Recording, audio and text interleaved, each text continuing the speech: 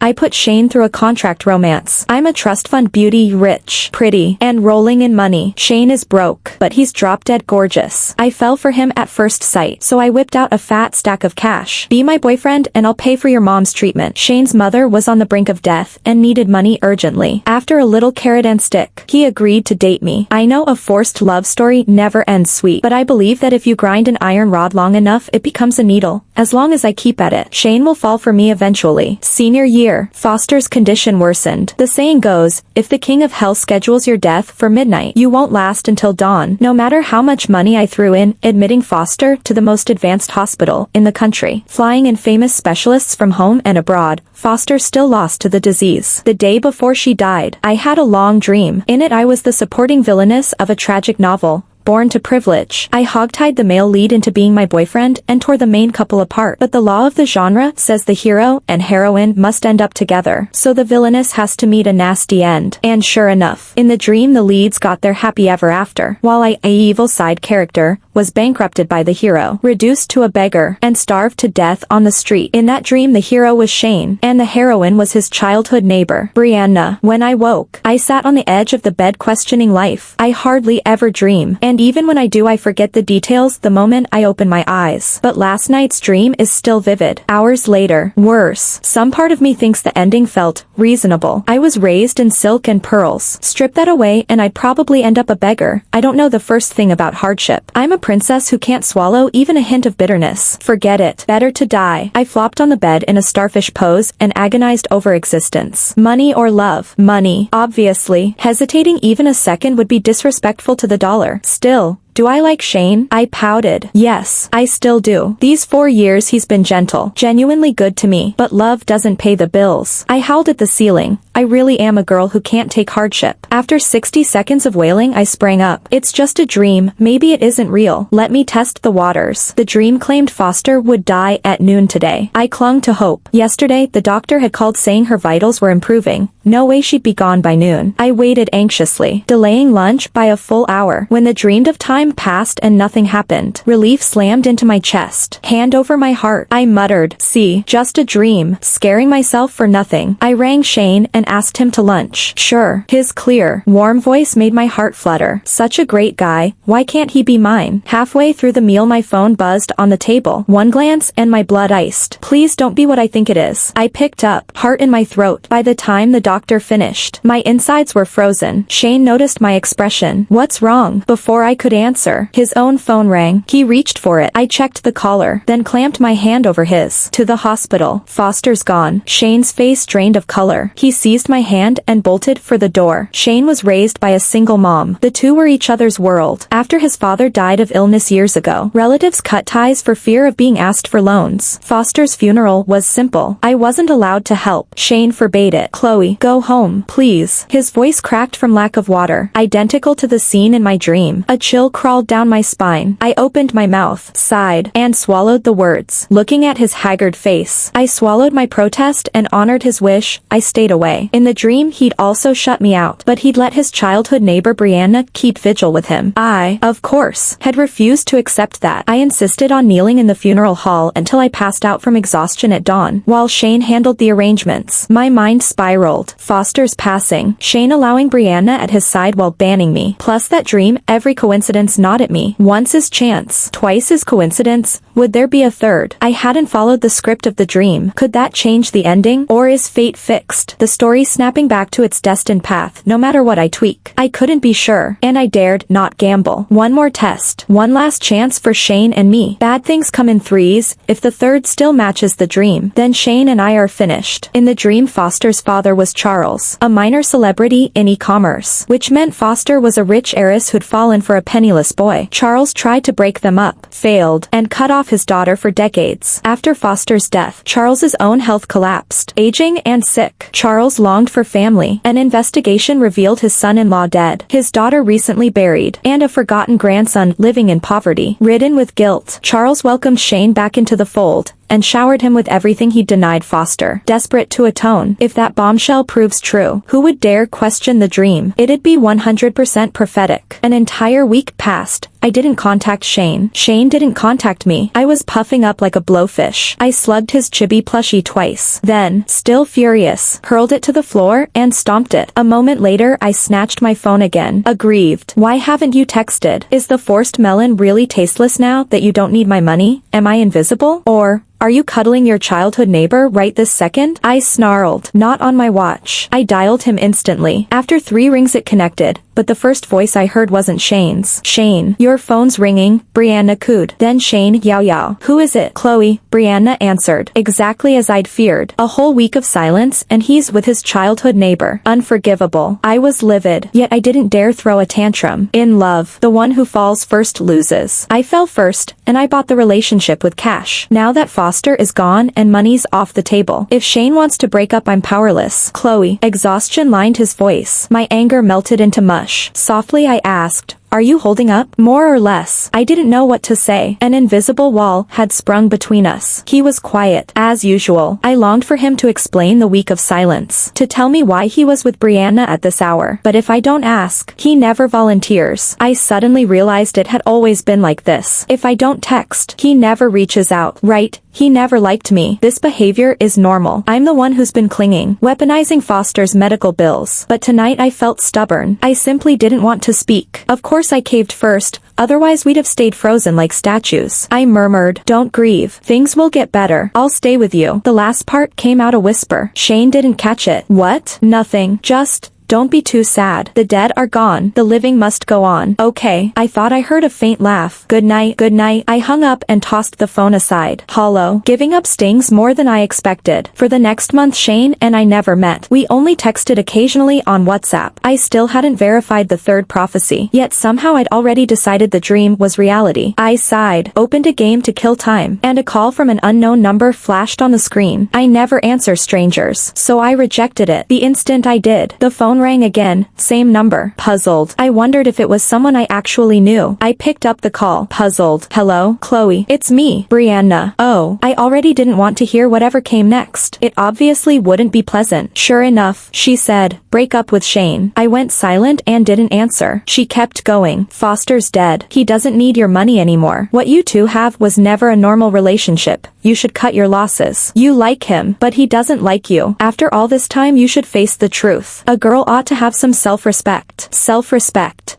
Ha! I laughed coldly. From what high horse are you lecturing me about self-respect? He doesn't like me. So what? He likes you? My tone was scornful. Are you prettier than me? Richer? Smarter? You can't beat me at anything. Ugly duckling. Yet here you are barking in my face. You, Brianna choked. Furious. You really don't know what's good for you. Then she sniffed smugly. Of course he likes me. Didn't know. Did you? She paused for effect. Voice dripping triumph. Shane's grandpa has taken him back. His grandpa's loaded, richer than you by 100 times. 1,000. Brianna gloated. He never told you any of that. But he told me. If you had an ounce of self-awareness you'd have noticed how cold he's been lately.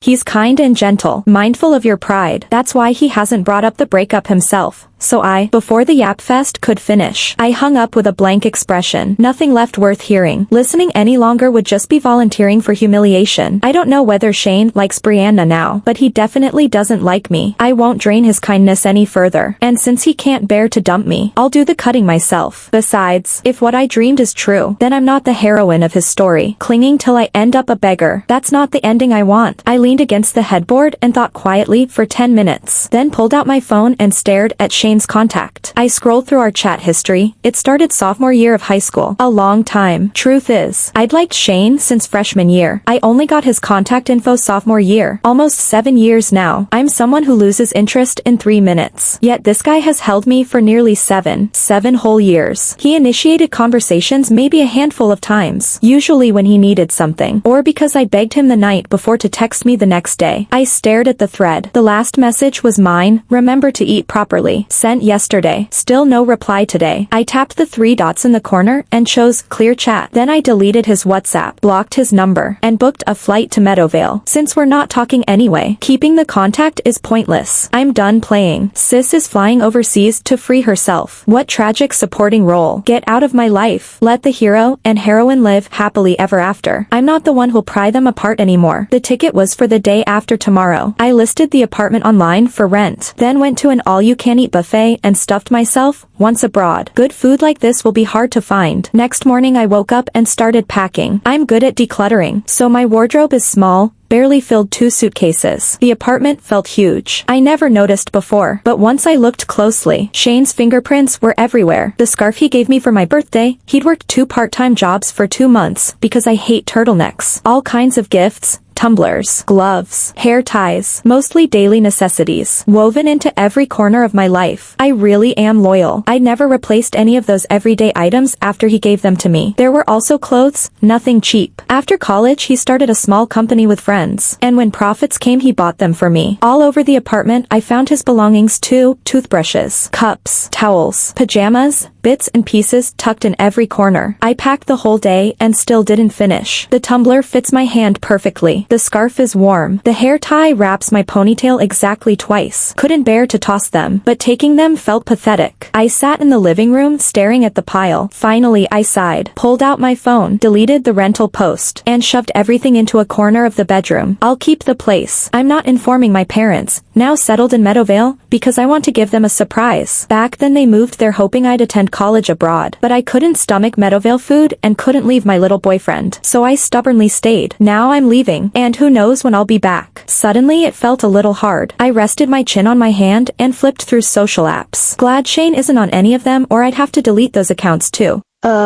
Why am I thinking about him again? While I was bored scrolling, the call screen popped up. Phone ringing. I glanced at the number and hung up with zero expression. Right, busy blocking Shane. I'd forgotten his childhood neighbor. I promptly added Brianna to the blacklist so she could keep Shane company there. Barely 5 minutes later a text banner popped. I opened it. Unknown number. Blocking me is useless. Shane's already decided to study abroad in Edenbridge. Give it up. Shane actually made me laugh with frustration. Planning to study abroad and still hiding it from me. Afraid I'd chase him. Fine. It makes it clear he doesn't feel a shred for me. Saves me from future hope. I smiled and dragged that number into the blacklist too. 10 minutes later another unknown call came. Seriously. Enough. Irritated. I raked my hair back, yanked out the SIM card, and tossed it in the trash. I can handle this. Thank you. How many spare cards do you even have? Next day I boarded the plane without a hitch and left the whole mess behind. In the air, clouds drifting by, my brain suddenly conjured a cringeworthy image of me forcing the hero for 6 years before realizing I'm the tragic side character in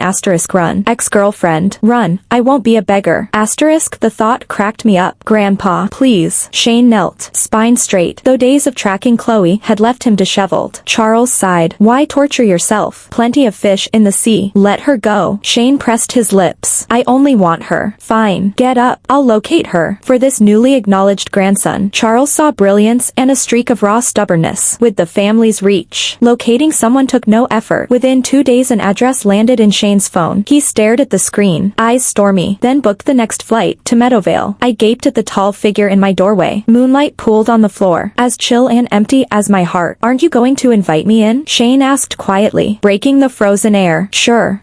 I stepped back fast, almost fawning. Maybe I really was born a simp. Watching him enter, my face burned. How did he find me? Online I'm a giant. In person, a shrimp. Him showing up like this is a nightmare. All I know is block and run. And his righteous angry look. It almost makes me delude myself he still cares. I coughed. Awkward. Water. I'll get you some. Thank God my parents are on business trips. An X at the door isn't something I want them to see. Why did you block me? The question poked my guilt, until I remembered his cold shoulder. I thunked the glass on the table. We've broken up. Why keep you? Sentimental value. The word breakup stabbed him like needles. I never agreed. You never said a word. A relationship takes two. I sneered. Your grandpa reclaimed you. Did you mention that? You're going abroad. Did we discuss that? Shane frowned. Where did you hear all this? Your sweet childhood neighbor, I said sweetly. She swears you never loved me. Told me to wake up and stop stalking you. Groundless. Shane was furious. When did I ever say I didn't like you? Why believe what other people say? Why not ask me? Why vanish without a word? He was usually so gentle. Pushed to the limit, he could still explode. His barrage of questions struck me dumb. I opened my mouth, then managed a small, aggrieved, but you never said you liked me either. Shane exhaled sharply, yanked me into his arms, banded his arms tight around my waist, and buried his face in the curve of my neck. I'm sorry, Chloe. It's my fault. I kept thinking love is something you show, not something you say. I thought you could feel it. Looks like I didn't do enough. didn't give you enough security. Hearing him apologize, I couldn't help replaying every moment we'd shared. Had Shane treated me well? Undeniably, otherwise I wouldn't have clung so hard to his gentleness. Maybe I really was the insecure one. I'd assumed from the start that Shane couldn't possibly fall for me, convinced myself I'd coerced him and that he must resent me. Let's drop that. Why did you acknowledge Grandpa? Plan to move overseas. Tell Brianna, and not me? The Grandpa thing. I didn't think it mattered. I'm not sentimental. I felt nothing for a stranger who suddenly claimed to be family. I don't want his money. Just give me time and I'll get where he is on my own. It wasn't a boast. I knew Shane could do it. The startup he and his classmates ran was already profitable. Making it big was only a matter of time. There are two people I care about most in this life. The mother who gave me life, and the girl who pulled me out of the fire, you. He stroked my hair tenderly. I was desperate for cash. When I'd hit rock bottom, you showed up. Without you, my mom probably would have died when I was a sophomore. The extra years she got, they're thanks to you. Chloe, looking down at me, his eyes held whole galaxies. I'm most grateful to you. I never imagined he saw it that way. I thought he'd blame me, resent the girl who once used money to force his hand. You're brave, strong, optimistic, so many good traits. Falling for you was the easiest, most natural thing in the world. As for going abroad, Grandpa brought it up, but I never agreed. I'm not leaving. I never told Brianna any of this, and I certainly didn't hide it from you on purpose. I'll find out how she heard and give you an explanation. Oh, okay, then, why didn't you answer my text? Afraid he'd forgotten. I prompted, the one where I reminded you to eat properly. Shane looked at me like I was a bratty toddler. My advisor kept me locked in the lab. No phones allowed. I told you a week in advance to leave messages. I'd reply as soon as we finished. I wilted. The memory rushed back. He really had warned me, but at the time my head was full of that nightmare, in which I was the tragic supporting actress. Shane and Brianna would end up together, and I'd wind up penniless on the street. I hadn't retained a word. I swallowed and pushed my luck. When Foster died, why didn't you let me stay with you? You let Brianna stay. He sighed. You had no bond with my mom, and you're spoiled. Funerals are brutal. You wouldn't have endured the overnight vigil. Better you went home and slept. He knew me too well. In the dream I'd conked out, woken up with purple bruises on my knees, unable to walk. I'd barely interacted with Foster. When I met Shane she was already bedbound, drifting in and out of consciousness. The few times she was lucid, Shane sat chatting with her. She'd spoken only a handful of sentences to me. Knew I was his girlfriend. I'd spend a fortune to keep her alive only because I loved Shane. Love me love my dog logic. So Shane was right. I had no deep feelings for her. Only pity at the thought of him losing his mother. I kept my chin high. Then why did you let Brianna keep vigil? She and my mom were close. Mom once saved her life, and she practically grew up in our house. However complicated other things are, I had no reason to bar her from the funeral. Fine. I cleared my throat. Do you want more water? Any more questions? Shane didn't answer. He just stared, eyes unreadable and a little scary. I gulped again, mustering false bravado. And no. Done. Good. My turn. His right hand locked on my waist. Left hand cradled the back of my head, and he kissed me, hard. Startled, I goggled. My stunned expression tugged a soft laugh from him. Warm breath grazed my cheek. Close your eyes. I obeyed without thinking. Then his mouth covered mine once more. When we finally parted, I was breathless, cheeks burning, too shy to lift my head. Yet inside I felt sweeter than honey. Once my heartbeat leveled, I tilted my face up, dazzled by his handsome features, and blurted, I want more. He scooped me up in one motion. Where's the bedroom? I pointed. He carried me off without breaking stride. Right, bed it is. Shane's visit was whirlwind. Arrive, conquer, depart. His company was swamped. He was still a senior with a thesis to finish. He couldn't linger in Meadowvale long. Reluctantly I walked him to the gate. When will you be back? Since I'd refused to fly home with him, he'd been icy all morning. I wiggled his long fingers and cooed, about a week. Mom and Dad are back tomorrow. I'll hang with them, then come find you. Fine. He gave in, bent, and brushed my lips. I'll be home waiting. Deal. I grinned like a fool. Oh, and unblock me already. The reminder stung. The little heartbreaker had axed him without blinking. Oops. Forgot. I fished out my phone, then remembered. I tossed the SIM card. I'll reissue it back home. So, new number? Meeting his thundercloud face, I tugged his sleeve. Sorry, baby. I was furious and miserable. Besides, your childhood neighbor keeps harassing me from new numbers. I couldn't take it. That's why I trashed the card. You're not mad, right? I batted my lashes. He was, but defenseless. Still glowering. He extracted my phone and punched in his digits. I pecked his cheek. Moi, love you, baby. Go, go. Don't miss your flight. Take care. Call if anything. And no wild imagination. Got it? Roger. After he disappeared, I opened my contacts. Shane had typed his own entry, hubby. I snickered. Who knew he could be so covertly sappy? Oddly, his number showed up twice. One was familiar, the other vaguely so, probably his second line. Whatever. Still, why did I feel I'd forgotten something huge? Whatever. Probably not important. For the next week, I played tour guide for mom and dad, shopped like a fiend, learning I was flying back. They clung to me. Sweetie, must you rush off? Mom squeezed my hand, eyes moist. A gigantic third wheel like me. Dad's been dropping hints for days. Another week and he'll personally evict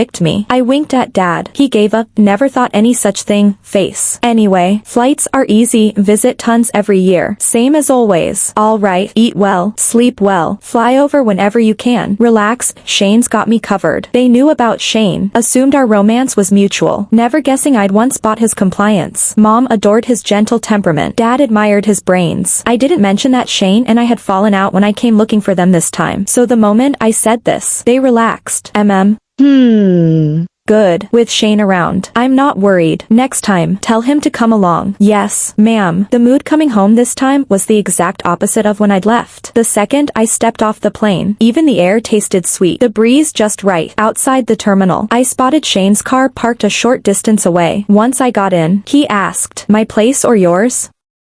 Neither. First stop. Replace my SIM card. Thank heavens I hadn't cancelled the line, otherwise that number would have been gone for good. Okay. Shane started the engine. Traffic was heavy, and I chattered non-stop about the fun I'd had sightseeing in Meadowvale. Before he'd flown home he'd WhatsApped me, he'd gotten to the bottom of the Brianna thing and would explain once we landed. We were stuck at a red light. When I finally paused for breath, he handed me a bottle of water, then said, I went to Brianna and asked how she knew any of this. She admitted she'd eavesdropped. I recorded the whole conversation. I'll play it for you when we get home. I didn't lie to you. I never told her anything. She's basically a stranger. We only threw her a couple of favors for my mother's sake. Her contacts blocked. I won't pick up again. You know my passcode. Dig through every old chat with her if you want. Oh ho, then I'm digging. Go ahead. I took his phone and keyed in the code, the date we officially got together, the one I'd set for him. He hasn't changed it since. I opened his WhatsApp. My contact was saved as baby, pinned to the top. I approved. Scrolling down, I spotted Brianna's name. Tap. Contact deleted. They'd had a long chat history, but 99% was her talking. Shane's replies were spotty, answering only the essentials.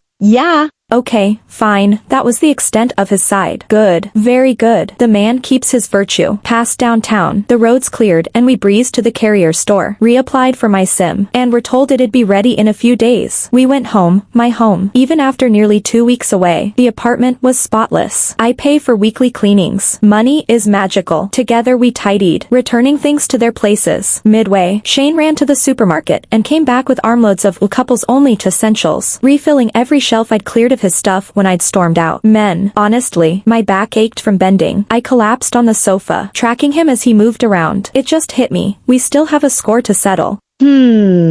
What score? At that, Shane came over and sat opposite me like a penitent schoolboy waiting for scolding. Why do you never text me first? He slid closer, lifted me onto his lap so we sat face to face. Foreheads touching, apology written all over him, no excuses. I'm sorry, that really is my fault. Baby, will you forgive me? His voice was low, like a puppy begging its owner. Damn it. Pretty boy blackmail. Hell, but I fall for it every time. I hesitated.